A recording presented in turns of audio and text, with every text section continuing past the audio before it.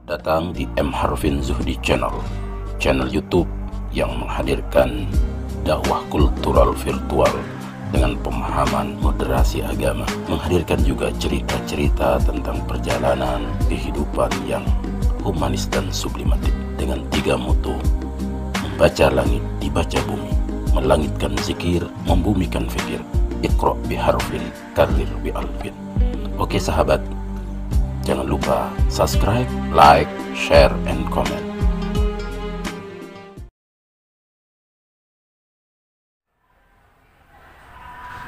Bismillahirrahmanirrahim. Assalamualaikum warahmatullahi wabarakatuh.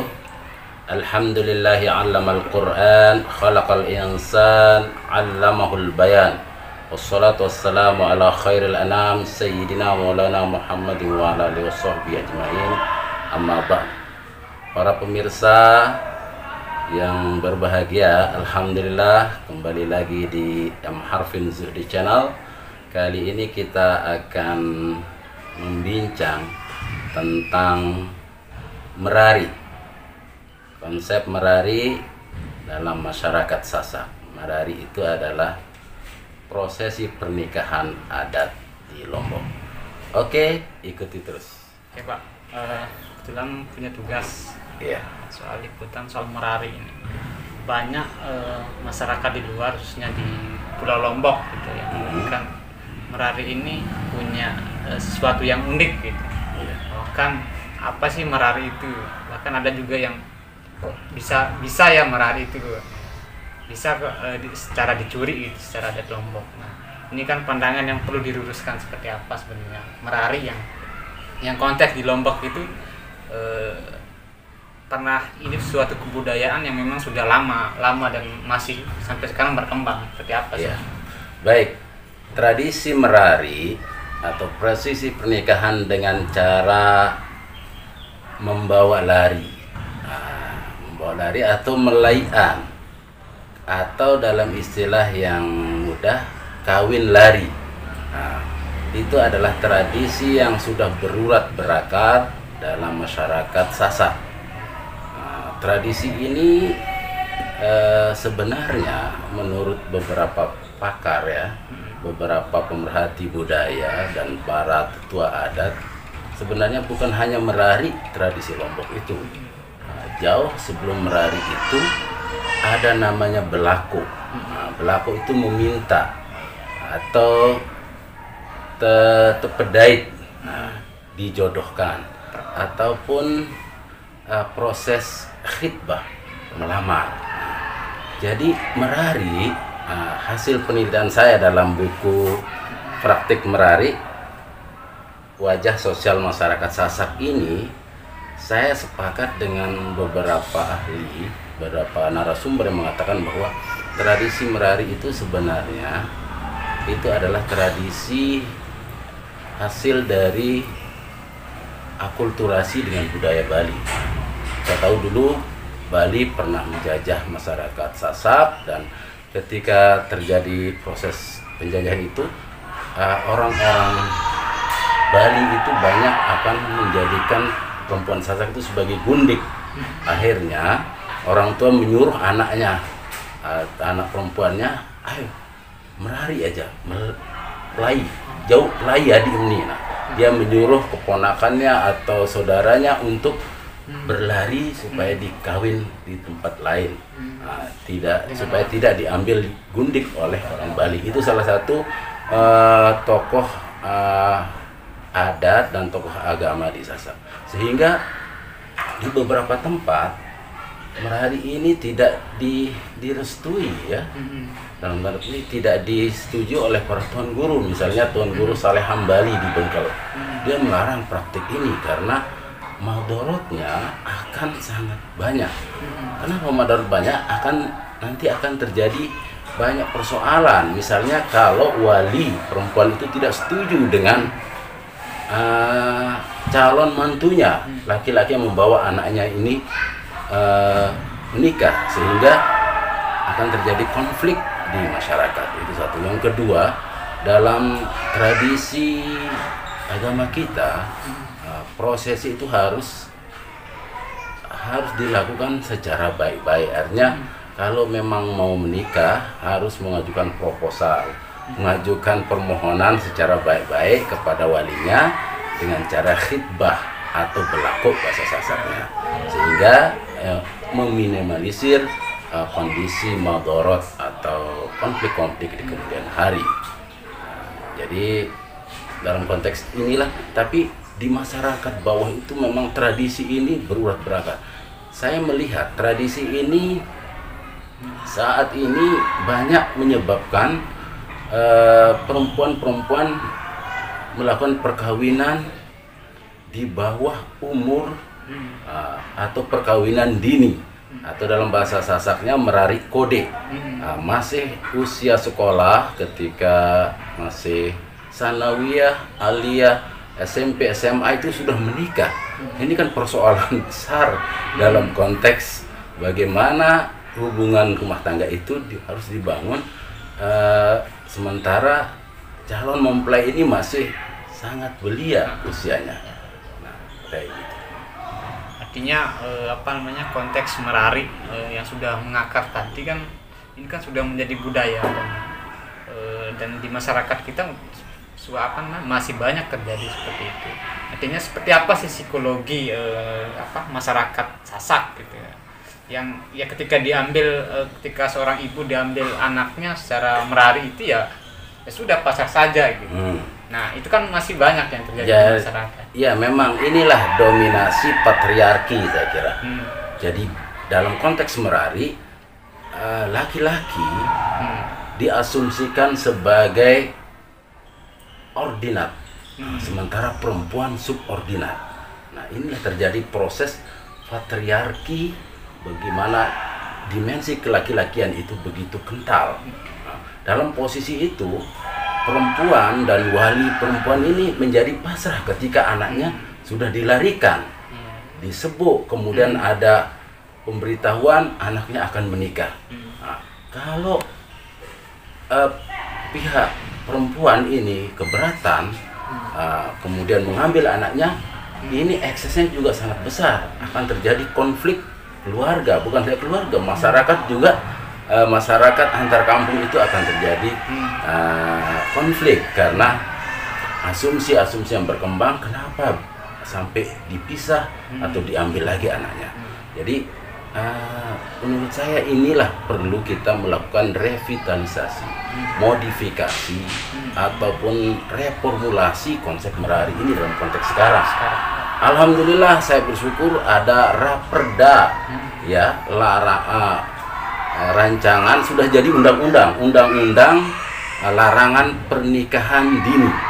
Merari kode ini sudah ditetapkan oleh DPRD NTB untuk mencegah dan melarang, bahkan ada ancaman sanksi pidana bagi orang yang melakukan perkawinan di bawah umur. Nah, ini kita harus sambut baik karena ini akan meminimalisir praktik-praktik merari yang jauh bergeser dari makna sebenarnya. Ya, jadi ada asumsi ya di masyarakat Sasak itu, di masyarakat Sasak yang di pedesaan terutama ya, bahwa kalau meminta secara konvensional itu diasumsikan itu adalah seperti meminta anak ayam. Jadi psikologi seperti ini harus dirubah. Itu konteksnya zaman dulu. Kalau konteks zaman dulu itu visible, itu relevan, tapi sekarang masa manusia disamakan dengan anak ayam, itu juga kias ma'al farik itu, jadi kias yang tidak benar, percontohan yang tidak. Jadi inilah yang kemudian menjadi problem ya. Nah, di satu sisi masyarakat ingin mentradisikan merari ini, tapi ekses perkawinan merari yang dimana dominasi laki-laki begitu kuat sementara perempuan jadi subordinat, itu juga menimbulkan efek banyaknya kawin cerai di Lombok. Iya, karena saya sudah ambil dia perempuannya, kemudian nah ini inilah yang terjadi hasil penelitian ini. Jadi hasil penelitian itu menunjukkan bahwa ada relasi antara Merari dengan terjadinya kawin cerai di Pulau Lombok. Nah, jadi para pemirsa, mungkin saatnya lah kita melakukan reformulasi, revitalisasi nilai-nilai atau tradisi-tradisi kita dengan memasukkan unsur-unsur norma-norma agama, sehingga tradisi itu bisa terus dinamis, visible, dan aktual. Nah, bisa meminimalisir mafsadah dan mengajukan maslahah buat semua. Masih tadi Pak, soal ini yang sudah mengakar di budaya kita. Sebenarnya praktik menari yang sebelumnya itu seperti apa sih efektivitasnya?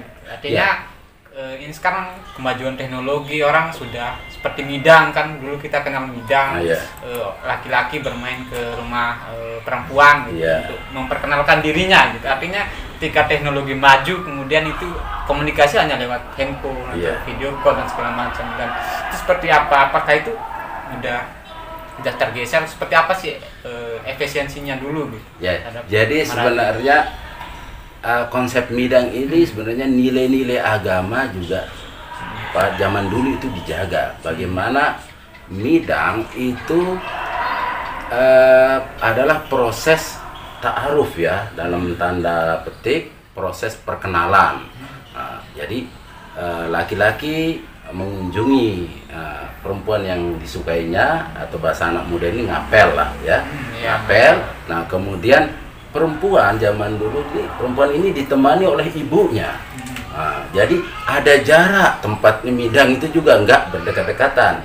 Nah jadi siapa saja boleh midang, karena dalam posisi itu bisa disebut pasar bebas. Laki-laki bisa mengunjungi perempuan tersebut selama perempuan itu menerimanya dan welcome terhadapnya. Akhirnya dalam tradisi zaman dulu yang perempuan itu bisa malam itu bisa misalnya dipidangi oleh 2 atau 3 orang laki-laki. Nah itu adalah proses pengenalan, bagaimana perempuan itu bisa menilai calon, misalnya calon, kalau jadi calon suaminya, begitu juga ibunya menemani di sana, sehingga tidak terjadi sesuatu yang bisa menimbulkan madarat. Nah kemudian sekarang kan bergeser midang itu. Nah, jadi kita tahulah konsep saat ini zaman milenial, midang sudah orang tua sudah tidak banyak terlibat, laki-laki dan perempuan bisa keluar bersama, kemudian di tempat-tempat sepi. Ini adalah ekses dari globalisasi budaya-budaya yang tidak baik. Jadi saya kira, nah sekarang apalagi sekarang zaman teknologi informasi, komunikasi personal itu bisa dilakukan lewat HP, lewat media-media sosial lainnya, sehingga media midang itu bukan saja di rumah, bisa saja di kafe, di luar, di tempat lain. Nah kemudian mereka misalnya kita menari, ayo kita berlari. Nah inilah eksesnya nanti ketika anak itu tanpa sepengetahuan orang tua, kemudian dia lari, kemudian memberi kabar kepada keliang, kepada aparat desa, kemudian ada sejati selabar. Ini persoalan yang sangat potensial menimbulkan konflik di masyarakat. Saya kira sudah saatnya kita merembuk barang, membincang ulang konsep ini, memodifikasi dengan memasukkan nilai-nilai norma agama dan adat-adat yang relevan. Masih tadi Pak soal ini menari gitu. Kerap sekali ketika menari ini dibenturkan kemudian dengan beberapa aturan tadi soal mungkin perkawinan anak gitu kan. Ketika di atas umur anak itu kan masih bisa dimaklumi gitu, menari gitu. Tapi ketika ada perkawinan di bawah usia anak gitu kan, itu yang menjadi persoalan gitu kan. Itu kerap sekali menjadi atensi pemerintah gitu kan. Bagaimana sih atas nama menari, ya sudah gitu, orang bisa saja gitu antara hukum adat dengan itu aturan perlindungan anak itu kan. Jadi dalam konteks Merari ini memang ada 3 norma hukum yang bermain ya. Pertama, norma hukum agama, hukum adat, dan hukum nasional, hukum positif. Jadi inilah pluralisme hukum. Ini hari ini terjadi, real terjadi di masyarakat NTB ketika dalam proses perkawinan. Jadi 3 norma hukum itu saling berkontestasi. Nah, kalau misalnya mana proses meraian itu adalah hukum adat ya, melaian, membawa lari secara diam-diam ini ya.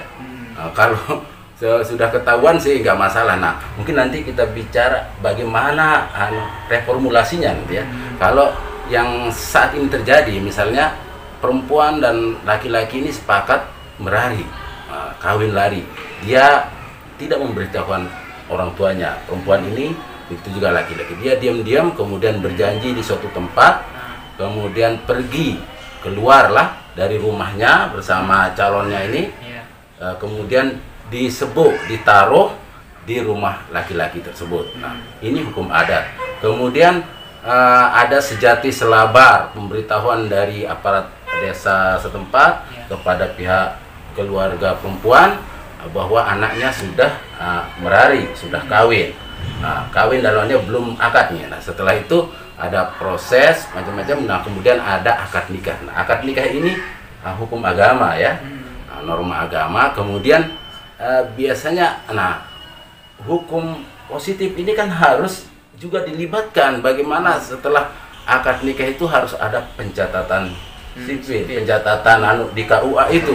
Bagaimana proses pernikahan ini bisa terikot supaya tidak terjadi nikah liar, artinya nikah di luar sistem hukum nasional. Nah, itu tiga norma hukum bermain di sini, pluralisme hukum lah. Nah, jadi yang terjadi sekarang, tapi yang dominan itu adalah hukum adat dan hukum agama. Nah, hukum positif tentang pencatatan ini banyak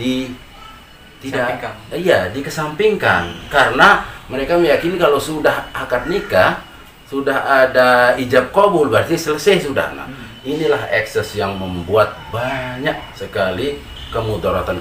Jadi nikah, mohon maaf, nikah saya istilahkan, ini sudah banyak disebutkan juga, nikah liar ya, karena di luar sistem. Dia menikah tanpa ada dapat resmi dari KUA, dari pemerintah, sehingga ketika terjadi perceraian yang menjadi masalah atau yang berdampak sangat luas itu adalah pihak perempuan. Dia tidak mendapatkan hak-haknya dan anak juga. Kalau tidak ada legalitas hukum, maka membuat akte kelahiran, mengurus segala macam itu akan menjadi persoalan di kemudian hari. Nah, jadi inilah persoalan-persoalan hari ini kita di masyarakat. Bagaimana sekarang kita mencoba mereview, mungkin duduk nanti pihak pemerintah, tokoh agama, dan tokoh-tokoh adat untuk membincang serius. Setelah ada raperda ini, kita bincang supaya untuk masa depan generasi kita. Ada lagi?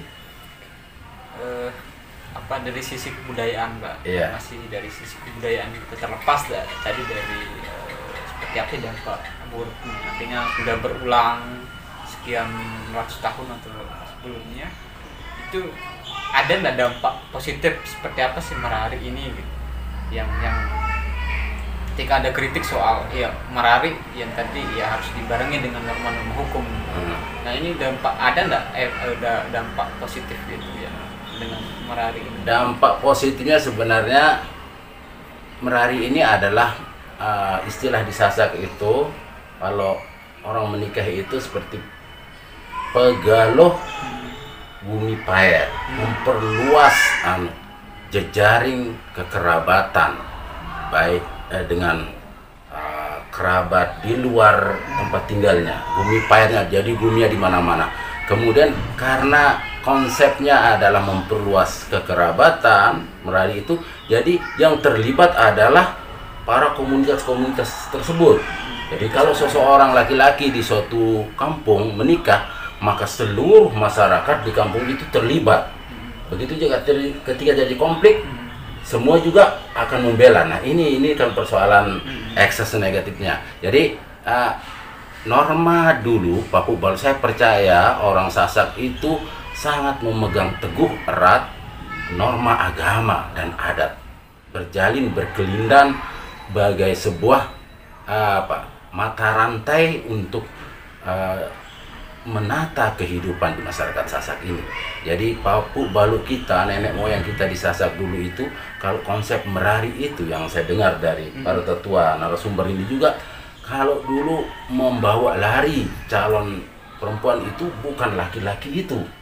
Nah dia menyuruh laki-laki ini calon mempelai ini menyuruh seorang perempuan, bukan laki-laki juga, supaya tidak terjadi ikhtilat.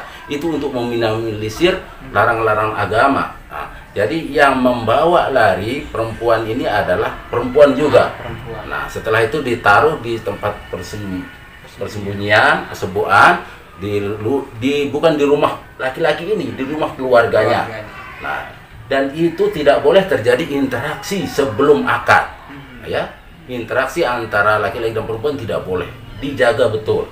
Nah ini yang dulu ya. Setelah itu kemudian keluarga laki-laki ini memberikan selabar, namanya sejati selabar. Yang melakukan itu adalah aparat desa. Disampaikan keluarga bahwa anak perempuannya sudah merari, artinya sudah dibawa lari ke tempat yang aman disebut. Nah akhirnya terjadilah komunikasi sejati selabar, kapan akan ditentukan waktu akad nikahnya. Tobatan, kemudian akad nikah, bait wali namanya.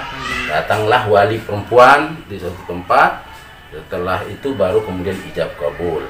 Nah setelah ijab kabul itu di sanalah juga diserahkan sorong serah aji krame. Nah sorong serah misalnya berapa nilai-nilai adat yang harus dibayarkan, berapa pisuke itu semacam pemberian untuk prosesi-prosesi begawe, atau setelah itu nyongkolan juga. Nah ya, ada prosesnya. Setelah akad itu ada begawe, ada pesta adat. Jadi pesta antar kampung yang cukup meriah ya.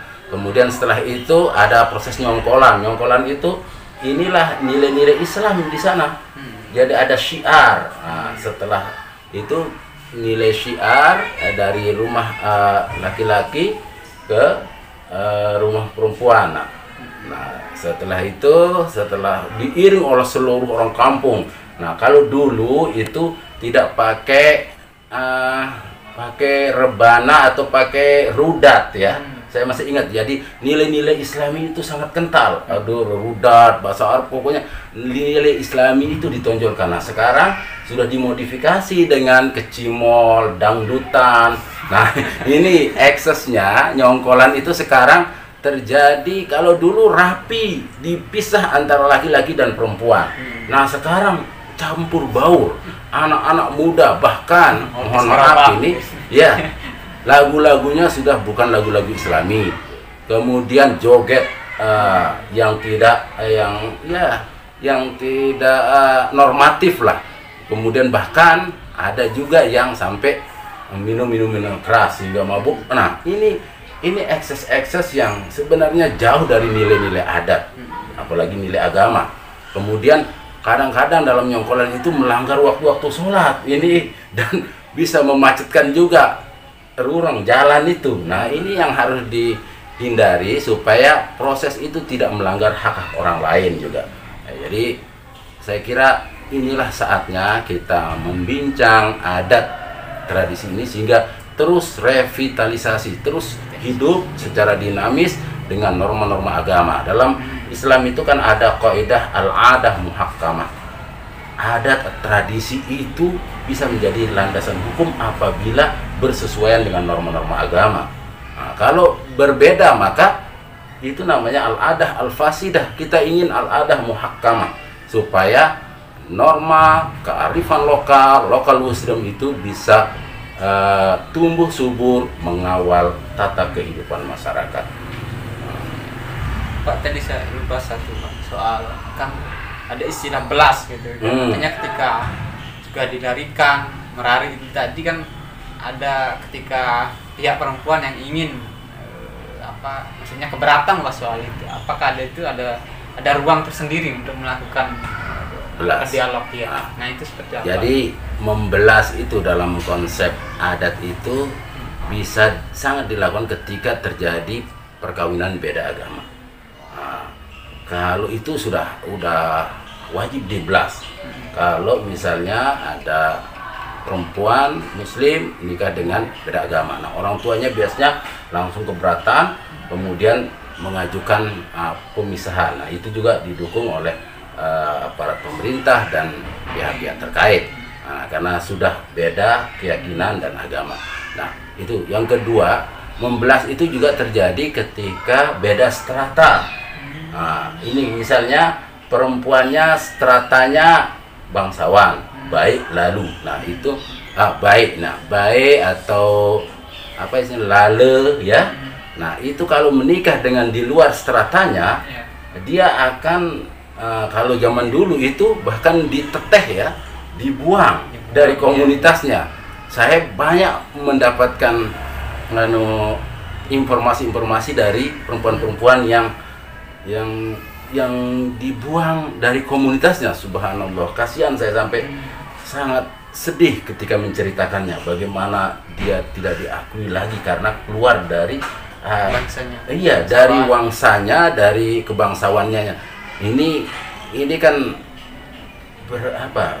bertentangan dengan semangat agama kita yang inna akramakum indallahi atqakum, bahwa manusia itu sama derajatnya sebenarnya. Nah, jadi ini kalau beda wangsa itu biasanya konflik, makanya inilah kemudian yang perlu, bahkan ada dulu di Bonder kalau nggak salah terjadi konflik berdarah ya, karena beda strata ini. Inilah ekses dari perkawinan yang berbeda strata. Tapi sekarang ada kemajuan, ada beberapa solusi bahwa kalau misalnya laki-laki itu tidak bangsawan, nah bangsawan itu bisa dikonversi dengan pendidikannya. Nah, misalnya dia sudah sarjana, atau dia seorang pejabat, atau dia seorang kaya. Nah, jadi ada namanya status sosial itu bukan saja dari ascribe status, jadi status turunan kayak lalu, raden, datu, lale, baik itu, tapi ada namanya achievement status yang sebagai bisa diperoleh seperti tadi tingkat pendidikan, kemudian kekayaan, pangkat dan lain sebagainya. Jadi ada dialog-dialog kebudayaan seperti ini sehingga meminimalisir lagi. Nah, sekarang yang menurut pembacaan saya beberapa di Sekotong, di beberapa tempat ini ada terjadi belas ketika perkawinan itu dilakukan oleh orang yang di bawah umur ya. Nah, perkawinan di bawah umur ini kan kita sudah punya perda ya, peraturan daerah tentang larangan nikah dini. Nah, ketika seorang perempuan misalnya usia 13, 14, 15 nikah, nah, itu bisa langsung aparat pemerintah mengambil perempuan tersebut untuk dipisah, dibelas, karena dia melanggar ketentuan undang-undang. Jadi saya kira perda ini sangat baik untuk menjaga, sekali lagi, untuk meminimalisir pernikahan dini, perkawinan di bawah umur atau merarik kode itu. Karena dampak dari perkawinan merarik kode itu sangat besar madorotnya. Pertama, kesiapan stabilitas mental kan belum stabil. Jadi bisa saja sebentar mereka terjadi konflik rumah tangga, bisa cerai dan lain sebagainya. Kedua, secara reproduksi juga perempuan itu belum siap untuk memiliki anak, mengandung dan sebagainya. Dan ketiga, persoalan finansial juga.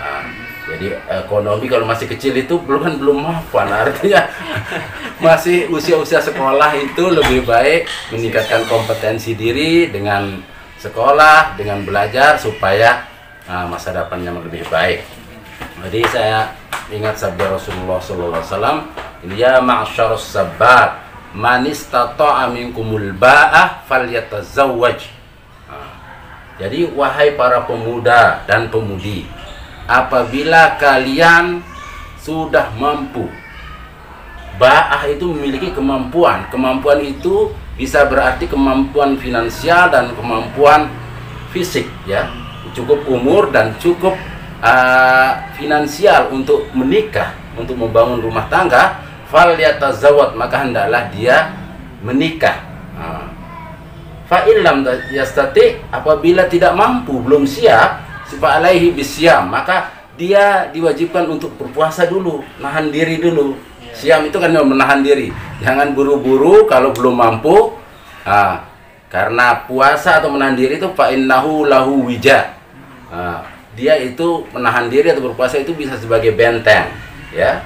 Wa aqadul lil basar wa ahsanul lil faraj. Jadi dia bisa mampu menahan diri sehingga puasa itu mampu menahan dirinya, bisa menjaga kehormatannya.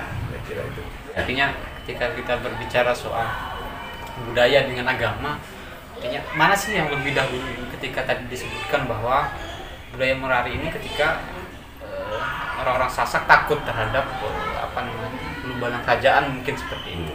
Nah, ini seperti apa? Apakah yang lebih dahulu ini sudah diterapkan sebelum agama yang artinya Islam itu datang, seperti apa? Jadi menurut saya sebelum penjajah para yang biasa Sasak ini dulu, menurut itu yang saya yakin ya, bahwa tradisi Merasi di masyarakat Sasak itu ada namanya pedait, artinya dijodohkan, dipertemukan. Biasanya mereka menikah itu dengan sepupu-sepupunya, ya, klan-klannya dulu nih. Kemudian terpedait, didaitkan, misalnya ada saudara lain menikah saja. Setelah itu ada melamar biasa, kemudian khitbah. Nah, setelah itu ada proses penjajahan masyarakat Bali. Dan Bali itu juga memiliki tradisi membawa lari. Nah, orang gadis. Nah, itu juga dilakukan, akhirnya terjadi akulturasi ini. Kemudian sampai sekarang sekolah berulah berakarnya. Memang banyak yang sudah dilakukan, disampaikan oleh para tuan guru, tokoh agama, tapi karena pemahaman masyarakat terutama di pedesaan itu begitu kuat terhadap adat dan tradisi ini, bahwa itu satu-satunya cara menikah. Nah, ini kan menjadi persoalan. Karena asumsinya tadi dengan mencara membawa lari itu ada semacam rasa ekspektasi superior, jadi kesatria, bahwa saya mampu mengambil anak orang kaya dari membawa lari tanpa ketahuan. Karena kalau dulu ketahuan bisa perang, makanya dia bawa hulu balang macam-macam pakai ilmu-ilmu ini zaman dulu ya. Jadi kalau membawa lari itu di samping perempuan yang disuruh, di perempuan ini dikawal oleh para yang memiliki ilmu-ilmu, untuk ilmu sirap namanya, supaya orang tua perempuan tidak tahu, tidak sadar anaknya bisa bawa lari. Nah, ini konteksnya zaman dulu. Sekali lagi, mari sekarang kita berpikir modern, berpikir kontekstual, bahwa mengajukan lamaran secara proporsional, secara baik kepada wali orang tua perempuan itu jauh lebih maslahat, lebih baik, dan sehingga meminimalisir konflik-konflik kemudian hari. Kecuali ya, kecuali ada pengecualiannya ketika dua pasang calon ini sudah ingin menikah, sudah sama-sama setuju, orang tuanya juga tahu ya. Tapi orang tuanya misalnya dia ingin menjodohkan anak perempuannya ini dengan orang lain. Nah, itu baru bisa dilakukan tindakan seperti tadi, supaya jadi supaya peta konflik lah itu. Jadi saya kira ini modifikasi yang harus kita lakukan saat ini. Misalnya kalaupun mau membawa lari, yang membawa lari itu adalah perempuan sesama jenisnya. Tidak terjadi ikhtilat, kemudian norma-norma agama dijaga, kemudian sehingga nah, orang yang proses meraih itu juga kan orang tuanya harus tahu dulu. Cuma waktu hari hanya nggak dikasih tahu nggak apa-apa, tapi orang tuanya dia merari sama ini, bukan sama orang lain nanti kan. Banyak kejadian yang membawa lari itu orang lain. Nah ini karena di Sasak itu dulu banyak kan calonnya ini, karena proses midang itu kan seperti bebas tadi. Nah demokrasi. Nah, jadi saya ngeritik ini juga. Nah, sekarang ada fenomena laki-laki Sasak itu ya, beberapa viral di medsos saya juga, sampai menikah 2 orang sekaligus. Nah, ini kan apa ya? Satu ya luar biasa itu. Satu sisi luar biasa, bagaimana kok bisa terjadi seperti ini. Di tempat lain bisa nggak pernah saya dengar ini ya, satu langsung dalam satu momen akadnya 2 orang. Itu terjadi karena yaitu dia juga pakai proses merari itu, membawa lari, berjanji kemudian bawa lari, disebut, kemudian di satu lagi berjanji karena kedua pacarnya. Nah, tapi dampaknya secara psikologis bagaimana? Bagaimana satu rumah dengan 2 orang suami, 2 orang istri. Nah, bagaimana juga efek sehariannya ya, dampak-dampak ekonomi dan lain sebagainya. Karena yang kita lihat itu juga masih sangat belia anak-anak itu ya, yang menikah itu. Jadi mohon maaf, mungkin ini perlu kita pikir ulang untuk masa depan tradisi kita ini. Dan ada juga yang viral itu mahar sandal jepit ya.